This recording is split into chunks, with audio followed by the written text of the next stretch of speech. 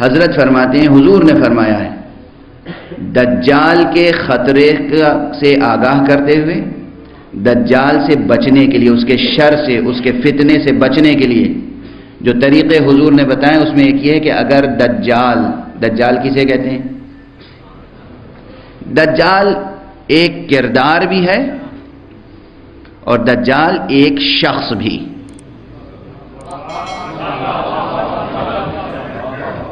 دجال ایک شخص بھی ہے، دجال ایک کردار بھی۔ وہ شخص جو قرب قیامت حضرت عیسیٰ علیہ السلام کے نزول کے زمانے میں ظاہر ہوگا، وہ دجال ایک شخص ہے معین۔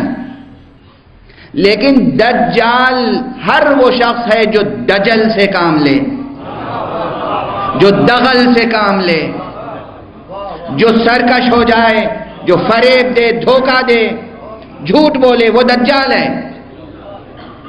لغت بھی اور فقہ بھی اس کی اجازت دیتی ہے۔ حضور نے فرمایا اگر دجال کے شر سے بچنا ہو تو سورہ کہف کی ابتدائی آیتوں کی تلاوت کیا کرو۔ حسین کے سامنے یزید جیسا دجال تھا،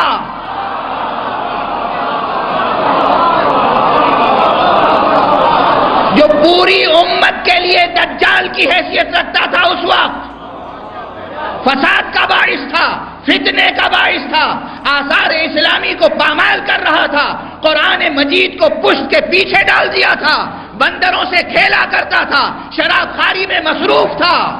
اس دجال کے شر سے پوری امت کو بچانے کے لیے حسین نو کے نیزہ پہ سورہ کہف کی آیتیں تلاوت کر رہے ہیں۔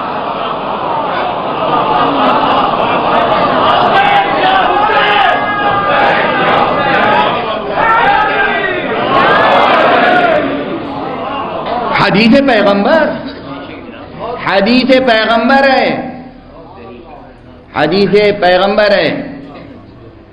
صحیح مسلم میں اگر دجال کے شر سے بچنا ہو تو سورہ کہف کی ابتدائی آیتیں پڑھو۔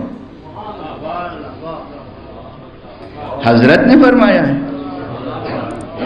حضرت نے فرمایا ہے، حسین نے عملاً سورہ مبارکہ کہف کی ابتدائی آیتیں اس طرح پڑھیں کہ کانوں میں محفوظ رہ جائیں۔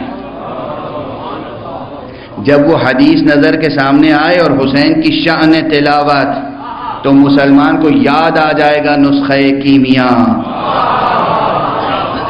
گمراہی سے بچنا ہو، سرکشوں کے شر سے بچنا ہو، دھوکہ دینے والوں کے شر سے بچنا ہو، تو ایک نسخہ، ایک ورد ہے، ایک ذکر ہے، سورہ مبارکہ کہف کی ابتدائی آیتوں کی تلاوت۔ دوسرا جواب ہو گیا۔ اب 14 کے 14 تو ممکن نہیں۔